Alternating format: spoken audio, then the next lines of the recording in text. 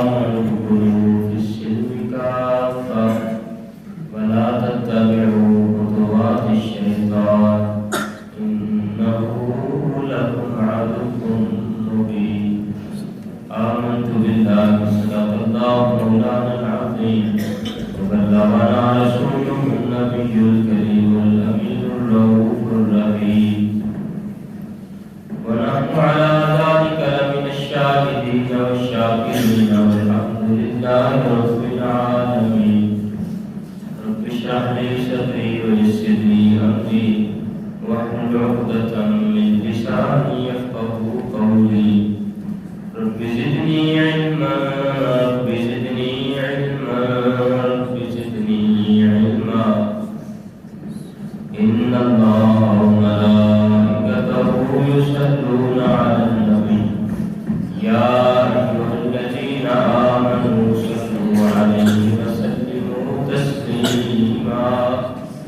الصلاة والسلام عليك يا سيدي يا رسول الله. الصلاة والسلام عليك يا سيدي يا حبيب الله. الصلاة والسلام عليك يا سيدي يا رحمة للعالمين، وعلى آلك وأصحابك يا سيدي يا خاتم النبيين.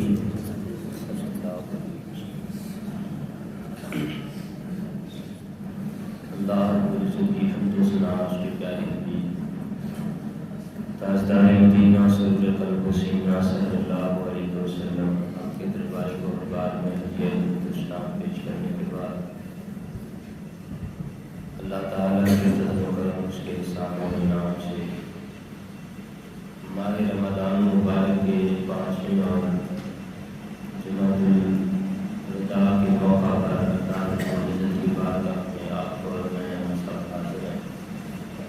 اس امید کے ساتھ کہ اللہ تعالیٰ ہم سب کی حاضری کو اپنی بارگاہ میں شرکت کی لیے عطا فرمائے اور قیامت کے روز اللہ ہماری اس حاضری کو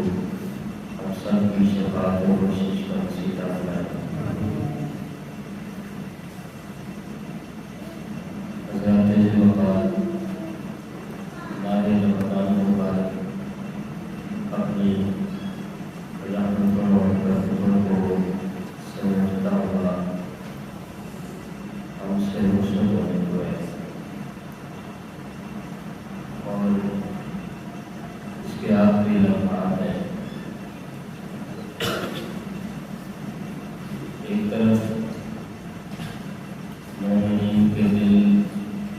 وہ غم سے بھرے ہوتے ہیں، لیکن کی بہار کا مہینہ ہم سے رخصت ہونے کو ہے، ہمدردی و مایوساری کا ماہ مبارک ہم سے رخصت ہونے کو ہے۔ اللہ کی بارگاہ میں گرانے کا ماہ مبارک ہے، ہم سے رخصت ہونے کو ہے۔ ایک طرف اللہ رب العزت کی طرف سے یہ سہارا ہے کہ اس غم کے ساتھ ساتھ خوشی کی مزید ہے کہ آنے والا دن عید الفطر کا دن ہوگا اور مومنین کے لیے اس میں خوشیاں ہوں گی، ایمان والوں کے لیے خوشیاں ہیں، اور ایمان والوں کی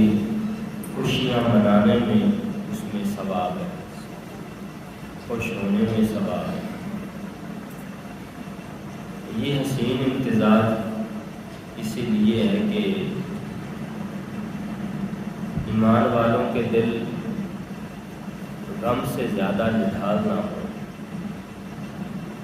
شاید کہ رمضان مبارک کے بعد عید کا یہ مبارک دن نہ آتا تو رمضان مبارک کے جانے کا دکھ اصل ایمان والے برداشت نہ کر پاتے۔ یہ اللہ کی طرف سے سہارا ہے، لیکن اس کے ساتھ ساتھ بڑی بات جو سمجھنے والی ہے وہ یہ ہے کہ ماہ رمضان مبارک ہماری تربیت کا مہینہ ہے۔ 30 دن جو اللہ رب العزت کی طرف سے ہمیں تربیت کے ملے، اس میں ہر قسم کی تربیت ہمیں میسر آئی۔ جن خوش نصیبوں نے کوشش کی قرآن پاک سے تعلق جوڑنے کی، ان کو یہ تربیت میسر آئی کہ قرآن پاک سے تعلق جوڑنے میں کتنا سکون ہے، قرآن پاک سے محبت میں کتنی لذت ہے۔ جن لوگوں نے اللہ کے گھروں کا رخ کیا اس ماہ مبارک میں نماز پڑھنے کے لیے، ان کو پتہ چلا کہ ہم تو بلا وجہ ہی غفلت میں تھے، ہمیں تو پتہ ہی نہیں تھا کہ خدا کی راہ میں جھکنے، اللہ کے گھر میں جا کے اس کی بارگاہ میں سر جھکانے میں تو بڑا لطف ہے، انہیں پتہ چلا۔ اسی طرح جو لوگ مختلف قسم کی بیماریوں میں مبتلا تھے، معدے کے حوالے سے یا اسی طریقے، تو ان لوگوں نے ایک ترتیب کے ساتھ جب روزہ رکھا، ایک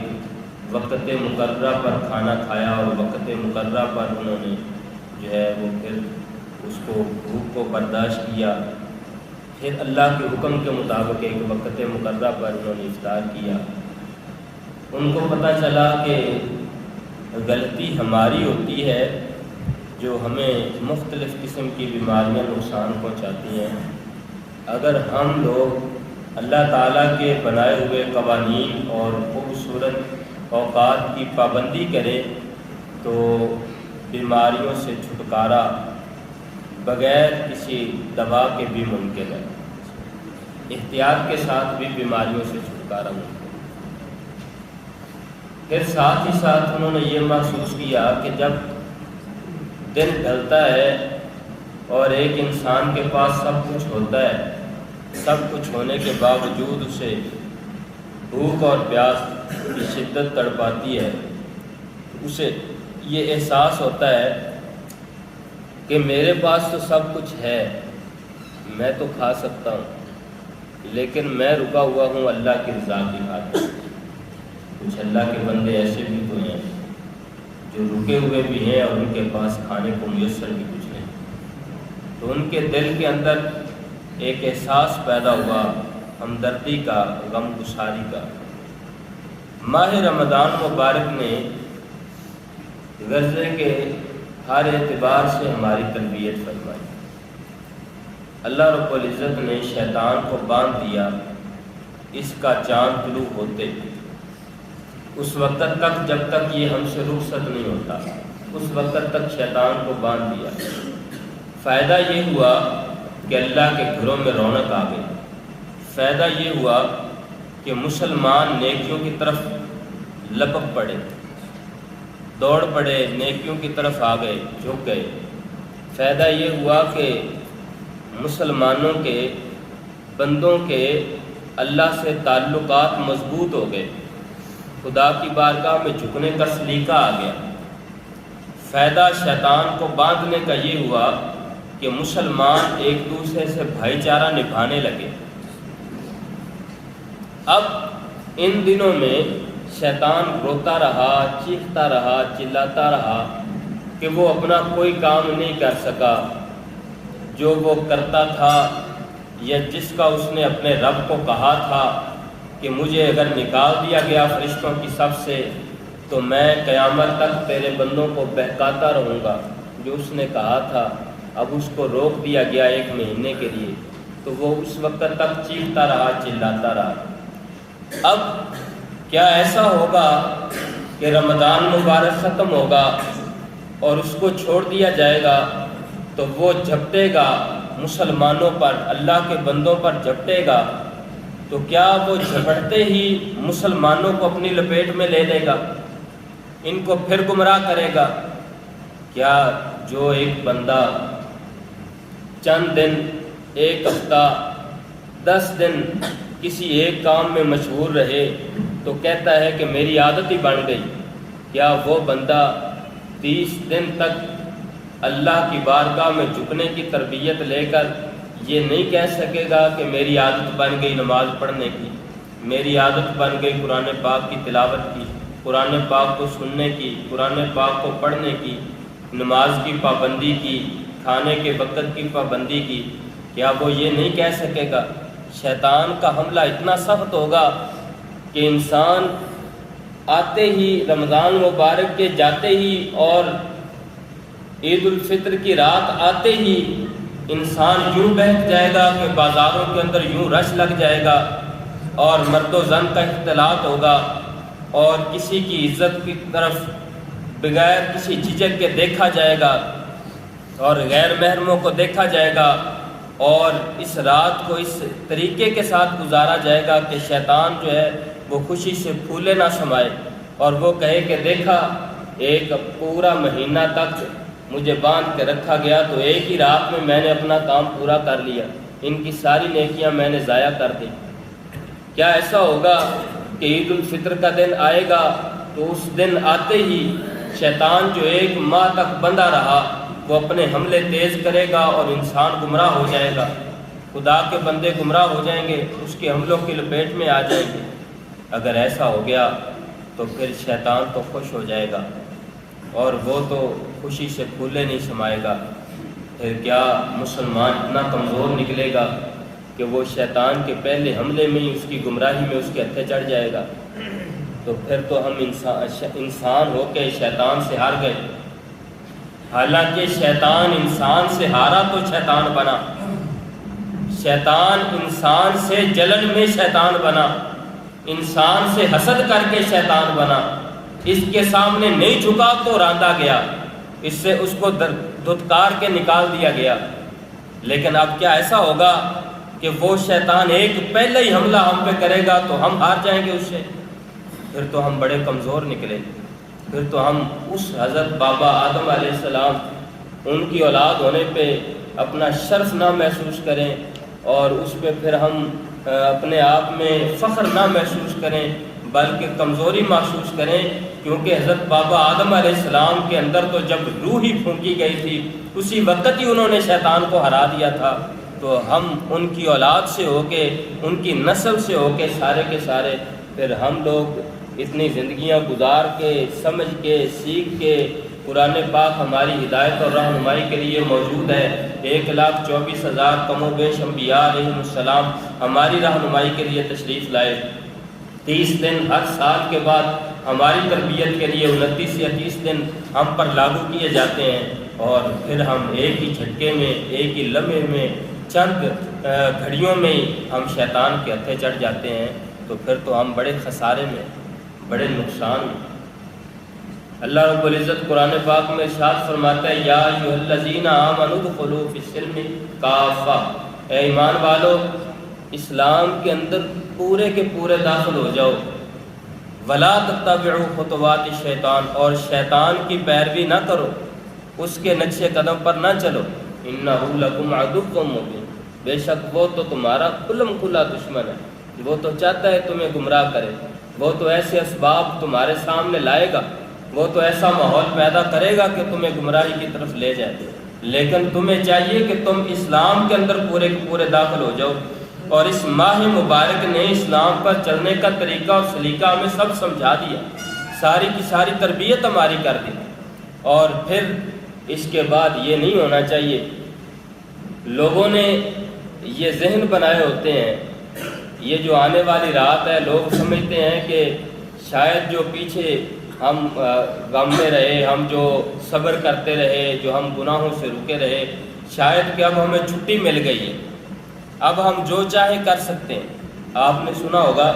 لوگ کہتے ہیں کہ جب کوئی بیہودہ کلام چل رہا ہو، یعنی گانا وغیرہ کو چل رہا ہو، تو لوگ اسے ڈانٹتے ہیں، اسے کہتے ہیں کہ بھائی تجھے شرم نہیں آتی، رمضان مبارک ہے، تجھے شرم نہیں آتی، محرم الحرام شریف ہے۔ کوئی ایسے دن، ایسے ایام جب چلتے ہیں تو کسی شخص کو جھوٹ بولتے ہوئے لوگ کہتے ہیں او بھائی تجھے شرم نہیں آتی، تو رمضان مبارک میں جھوٹ بول رہا ہے، تو محرم الحرام شریف میں جھوٹ بول رہا ہے، اور تو زبان سے گندی بات کر رہا ہے، تو گالی دے رہا ہے، تجھے شرم نہیں آتی، کتنے مقدس ایام ہیں اور تو گالی دے رہا ہے، تو گانے سن رہا ہے، تجھے شرم نہیں آتی، کتنے مقدس ایام ہیں، تو گانے سن رہا ہے، تو کسی غیر محرم کو دیکھ رہا ہے، تجھے شرم نہیں آتی۔ اللہ کے بندو مجھے یہ بتاؤ کہ جب گانا سننا مقدس ایام میں حرام ہے، گناہ ہے، تو کون سا ایسا وقت ہے جب وہ جائز ہو جاتا ہے؟ جب گالی دینا ایک مسلمان کے لیے برا فعل ہے اور گندا فعل ہے اور گناہ کبیرہ ہے، تو کون سا ایسا وقت ہے؟ تم یہ کہتے ہو کہ شرم کرو رمضان شریف ہے، تم یہ کہتے ہو کہ شرم کرو محرم شریف ہے، تم یہ کہتے ہو کہ شرم کرو آج فلاں دن ہے، آج فلاں دن ہے، مجھے یہ بھی تو بتاؤ کہ کون سا ایسا وقت ہے، کون سا ایسا دن ہے جب وہ جائز ہو جاتی ہے؟ غیر محرم کو تکنا کب سے جائز ہو گیا اور کس وقت میں جائز ہو جاتا ہے؟ یہ گناہ جو ہوتے ہیں، جو مقدس ایام میں گناہ ہوتے ہیں، وہ دوسرے ایام میں بھی گناہ ہی ہوتے ہیں، اور ایام سارے کے سارے مقدس ہوتے ہیں۔ انسان جو اللہ نے مقدس بنایا، انسان کو خدا نے مقدس بنایا اور ساری مخلوقات سے اشرف المخلوقات بنایا، سب سے اشرف اور سب سے معزز بنایا۔ اللہ رب العزت نے خود فرمایا ہے وَلَقَدْ كَرَّمْنَا بَنِي آدَمَ وَحَمَلْنَاهُمْ فِي الْبَرِّ وَالْبَحْرِ وَرَزَقْنَاهُمْ مِنَ الطَّيِّبَاتِ وَفَضَّلْنَاهُمْ عَلَى الْعَالَمِينَ۔ اللہ رب العزت نے فرمایا کہ بے شک ہم نے بنی آدم کے سر پہ عزت کا تاج سجایا، ساری مخلوقات میں سے بنی آدم کو ہم نے عزت کا تاج سجایا، اس کو عزت والا اور شرف والا بنایا۔ تو بنی آدم جب تک ہے تب تک شرف والا ہے، تب تک عزت والا ہے۔ کوئی ایسا لمحہ نہیں جس میں گناہ ہو، اور کوئی ایسا لمحہ نہیں کہ جس میں گناہ ثواب ہو جائے۔ گناہ جو گناہ ہے وہ ہر لمحے گناہ ہی ہے، اور جو نیکی ہے وہ ہر لمحے نیکی ہی ہے۔ اس لیے انسان اگر اپنے آپ کو معزز سمجھتا ہے،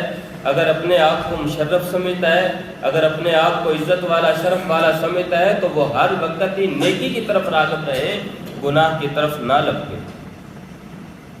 اسی طریقے ایسا ہوتا ہے کہ جب پورا مہینہ گزرتا ہے تو عموماً اللہ کے بندے عبادت میں گزارتے ہیں، اس ماہ مبارک کو نیکیوں کی طرف وہ رجوع کرتے ہیں، کوشش کرتے ہیں اور بڑے اچھے طریقے سے اس ماہ مبارک کو گزارتے ہیں۔ لیکن کبھی ایسا ہوتا ہے کہ کچھ لوگ آنے والی جو چاند رات ہوتی ہے، جسے عربی سے رات کو آنے والی جو رات ہے، ضرورت کی گفتگو میں عرض کرنے کی کوشش کر رہا ہوں، آنے والی رات کو عربی کے اندر اس کو لیلۃ الجائزہ کہا جاتا ہے، یا لیلۃ الجزا اس کو کہا جاتا ہے۔ لیلۃ الجائزہ یا لیلۃ الجزا کہا جاتا ہے، دونوں طرف سے اس کا مطلب یوں بنے گا۔ لیلۃ الجزا اس کا مطلب بنے گا اس اعتبار سے کہ پورا مہینہ مسلمانوں نے اللہ کی عبادت کی، گناہوں سے بچے رہے، اللہ کے حکم کی خاطر انہوں نے برائیوں سے صبر رکھا، اور اللہ کے حکم کے مطابق ایک وقت مقررہ پر کھانے پینے سے رکے رہے، صبر رکھا۔ اللہ رب العزت نے یہ رات ان کے انعام کی، اس پورا مہینہ جو انہوں نے اچھے طریقے سے گزارا نا، اس کے بدلے کی رات ان کو عطا کی۔ اور پھر بدلہ کیا ہوگا؟ مسلمانوں کا، ایسے لوگوں کا بدلہ اس رات میں کیا ہوگا؟ لوگ سمجھتے ہیں کہ شاید اس رات کو ہمیں کھلا چھوڑ دیا جاتا ہے۔ اللہ کے بندو، اس رات میں شیطان کو کھلا چھوڑا جاتا ہے۔ شیطان کو، انسان کو نہیں کھلا چھوڑا جاتا، شیطان کو کھلا چھوڑا جاتا ہے، جس کو پورا مہینہ باندھ کے رکھا گیا تھا۔ انسان تو پہلے بھی اللہ کی طرف پابند ہے اور اب بھی پابند ہے، اس کو کھلا نہیں چھوڑا جاتا۔ اپنے آپ کو ایسا نہ سمجھ، لوگ سمجھتے ہیں کہ یہ رات شاید ہمارے لیے یہ انجوائمنٹ کی رات ہے، یہ پتہ نہیں کھلا چھوٹ جانا اور جو چاہے ہم کرتے پھرے اس کی رات ہے۔ نہیں، اللہ کے بندو، حضور پاک صلی اللہ علیہ وسلم کا فرمانے علی شان ملاحظہ فرمائیں۔ پیارے آقا صلی اللہ علیہ وسلم ارشاد فرماتے ہیں، رمضان مبارک کی ہر رات اللہ رب العزت اپنے بندوں میں سے 60,000 کی بلا حساب مغفرت فرماتا ہے، رمضان مبارک کی ہر رات۔ اور فرمایا کہ جب یہ ماہ مبارک گزر جاتا ہے اور چاند رات جس کو ہم کہتے ہیں لیلۃ الجائزہ یا لیلۃ الجائز جب آتی ہے، یہ والی لیلۃ الجزا جب یہ آتی ہے، یہ رات جب آتی ہے، حضور پاک صلی اللہ علیہ وسلم ارشاد فرماتے ہیں یہ اتنی قیمتی رات ہے کہ اللہ رب العزت نے پورے مہینے کی راتوں میں جتنے لوگوں کی مغفرت فرمائی، اس ایک رات میں اتنوں کی مغفرت فرمائی۔ اللہ کی رحمت پر بھروسہ تو یہ رکھیں، کوشش تو یہ کریں کہ ہم گناہ گاروں کا نام بھی اس لسٹ میں شامل ہو جائے۔ ہر مسلمان کی یہ چاہت تو ہے، اللہ کی رحمت پر امید بھی رکھیں، اس کی رحمت سے ہی ہمارے لیے چھٹکارا ممکن ہے۔ تو کیا پھر جب اللہ رب العزت یہ انعام ہم پر برسانا چاہے تو اس وقت ہم اپنی مرضی سے خدا کی نافرمانی کرتے پھریں گے، یہ کریں گے؟ پھر تو ہم اس کا سارا مقصد ہی گنوا بیٹھے۔ اس آنے والی رات میں کئی لوگ یہ سمجھتے ہیں کہ چلیں پورا مہینہ ہم عبادت کرتے رہے، کوشش کرتے رہے، مصروف رہے رمضان مبارک میں، تو اس رات میں ہم جو ہے وہ بازار کا رخ کرتے ہیں اور کوئی خرید و فروخت کرتے ہیں، شاپنگ کرنے کے لیے نکلتے ہیں۔ حضور پاک صلی اللہ علیہ وآلہ وسلم نے ارشاد فرمایا، بندہ مومن کے لیے سب سے بری جگہ بازار ہے اور سب سے اچھی جگہ اللہ کا گھر یعنی مسجد ہے۔ فرمایا بازار میں جب تم جاؤ تو قلیل سے قلیل وقت میں دیر سے دیر جاؤ اور جلدی واپس آؤ، اور جب مسجد میں جاؤ تو جلدی جاؤ اور دیر سے واپس آؤ۔ بھلا ہمارا انداز الٹ نہیں ہے مکمل طور پر؟ مسجد میں جا کے تو ہم یہ سمجھتے ہیں کہ جناب کوئی آخری رکعت میں جا کے مل جائیں، جماعت کا ثواب مولوی صاحب کہتے ہیں مل جائے گا، جو سلام پھیرنے سے پہلے جماعت میں شامل ہو جائے گا اس کو بھی مل جائے گا۔ تو ایسا ہو کہ ہم ایسے وقت میں مولوی صاحب تقریر کرتے رہتے ہیں، لمبی لمبی ساری تو مولوی دل بیٹھا پہنتا، ہاں جی، ایسے وقت میں جائیں کہ جب آخری رکعت میں بس شامل ہو جائیں، جماعت کا ثواب بس ہمیں بندہ بدایا مل جائے، گھول کے پلا دیا جائے اور باہر نکلنے میں سب سے پہلے ہم ہی نکلیں۔ اور بازار جانے میں ہمارا جی ہی لگ جاتا ہے، اس وقت ہم یہ کبھی نہیں سوچتے کہ کتنا وقت ہو گیا کتنا نہیں۔ یہاں تو گھڑی پہ نظر رہتی ہے اور 1 منٹ اوپر ہو جائے تو کہتے ہیں نہیں یہ مولوی لیٹ کرتا ہے، ادھر جان کی لوڑ نہیں۔ تو بازار کے اندر تو ہم کبھی اس چیز کو نہیں دیکھتے، غور نہیں کرتے، حالانکہ حضور پاک صلی اللہ علیہ وآلہ وسلم یہ ارشاد فرما رہے ہیں کہ بری جگہ بندے کے لیے بازار ہے، اس میں کم سے کم وقت جائے، اور اچھی جگہ مسجد ہے، اس میں زیادہ سے زیادہ وقت جائے۔ اور یہ رات جو قیمتی ترین رات ہے، یہ رات، اس رات کو ہلکا نہ سمجھیں، اس رات کو کمزور نہ سمجھیں، اس رات کو ایسی رات نہ سمجھیں کہ جس کے اندر جو ہماری صورتحال ہے وہ اپنائی جائے، اس کو وہ نہ سمجھیں۔ یہ رات رمضان مبارک کی ساری راتوں سے قیمتی ترین رات ہوتی ہے، اس کو غفلت میں نہ گزارا جائے۔ کم از کم یہ کیا جائے۔ مولا کائنات سیدنا علی المرتضیٰ کرم اللہ تعالی وجہہ الکریم آپ فرماتے ہیں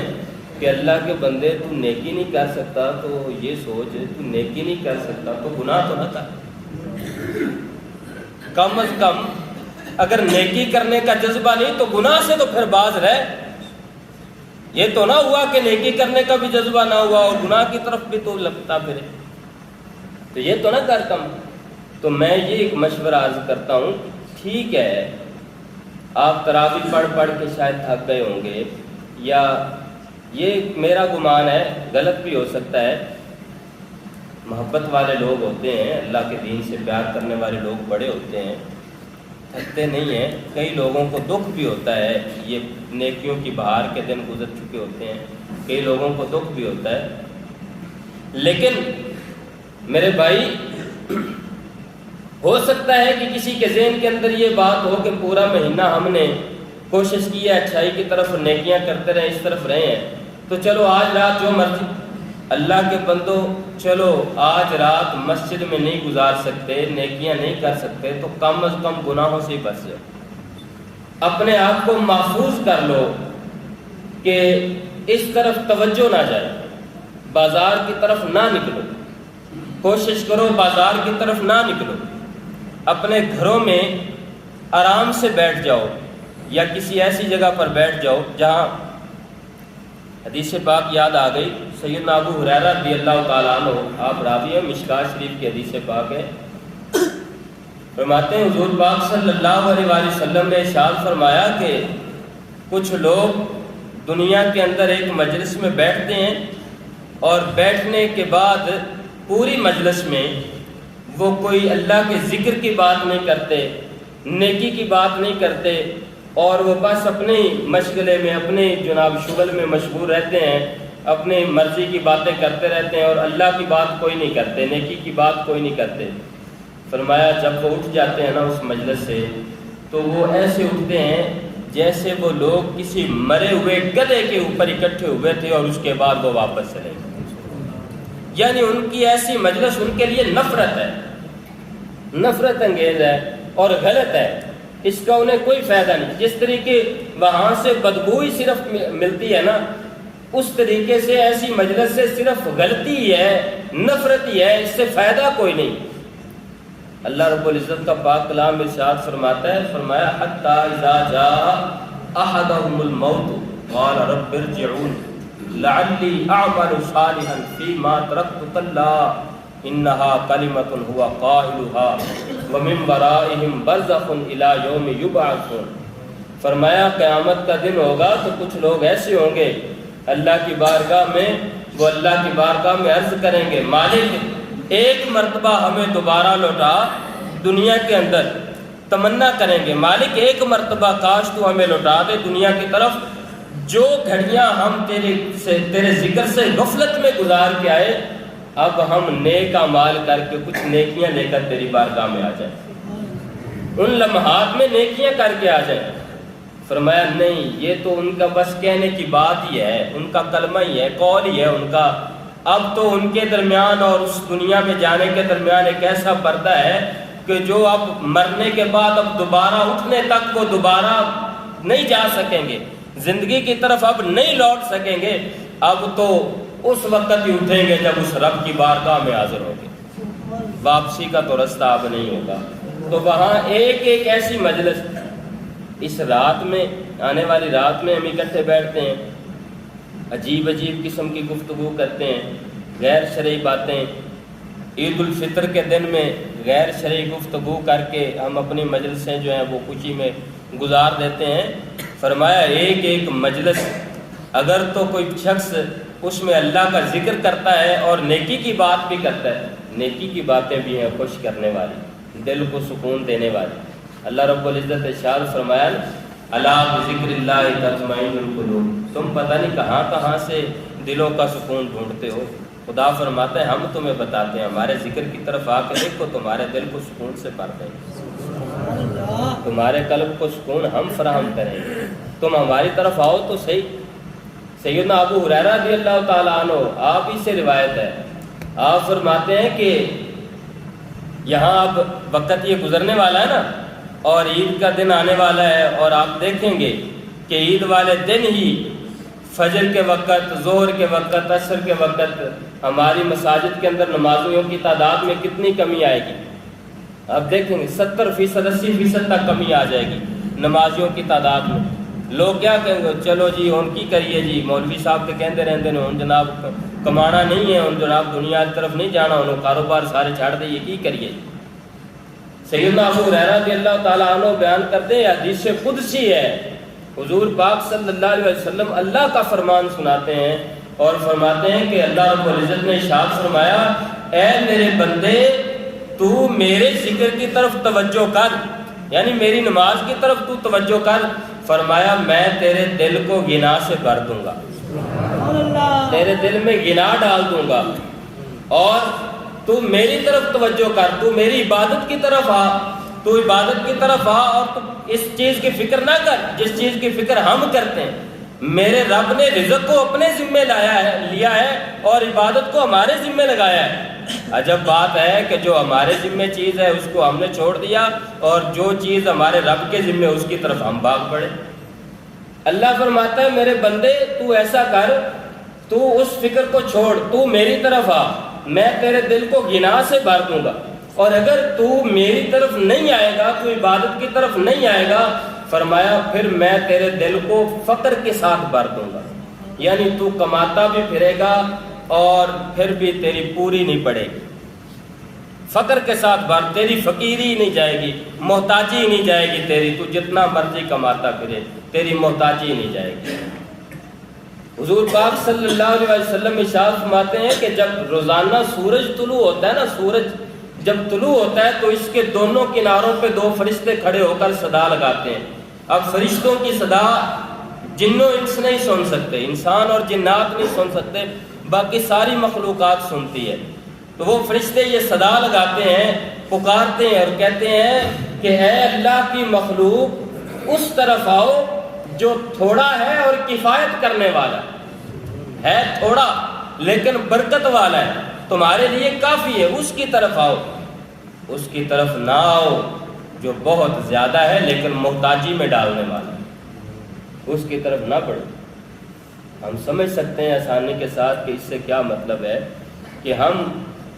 جو زندگی میں یہ کہتے ہیں نا، اللہ رب العزت اپنے لارائب کلام پاک میں ارشاد فرماتا ہے الہاکم التکاثر حتی زرتم المقابر کلا سوف تعلمون ثم کلا سوف تعلمون.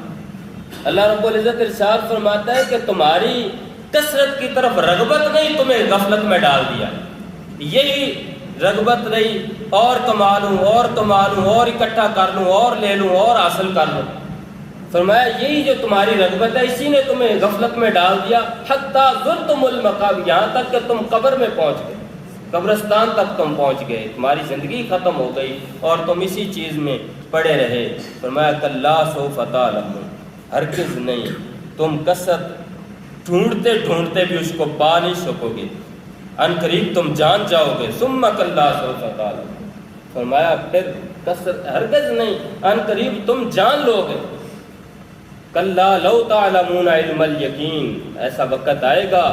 کہ تمہیں یہ علم یقین کی حد تک ہو جائے گا، پہلے جان جاؤ گے، پھر فرمایا تمہیں یقین ہو جائے گا اس بات پر جب قبر میں چلے جاؤ گے. تو صرف اور صرف یہی چیز نہیں کہ ہم اسی چیز کی طرف بھاگتے پھریں اور جو ہماری تربیت ہوئی ہے اس کو ہم چھوڑ دیں اور اس سے ہم اب غفلت کا شکار ہو جائیں، وقت زیادہ ہو گیا. تو بات کرنے کا مقصد یہ ہے کہ جو ہماری تربیت اس ماہ مبارک کے اندر ہوئی ہے اس تربیت پر قائم رہنے کی کوشش کرنی ہے، اور آنے والی رات میں اور آنے والے دن جو خوشی کے دن ہیں وہ خوشیاں ایسے منانے کی کوشش کرنی ہے جیسے اللہ اور اس کے رسول کی رضا ہے. ایسی خوشیاں منانے کی کوشش، ایسی گفتگو، پیاری گفتگو کریں، ہنسنے کے لیے بھی، خوش ہونے کے لیے بھی، جو اسلام کے مخالف نہ ہو، شریعت کے خلاف نہ ہو، جس سے اللہ اور اللہ کے رسول کی رضا اور ان کی خوشی بھی حاصل ہو. وہ دائمی خوشی ہے، دنیا کی زندگی کی بھی اور آخرت کی بھی خوشی ہے، اس میں پھر بندے کے لیے پچھتاوا، حسرت، ندامت نہیں ہے. تو ایسی کوشش کریں ان کو گزارنے کی.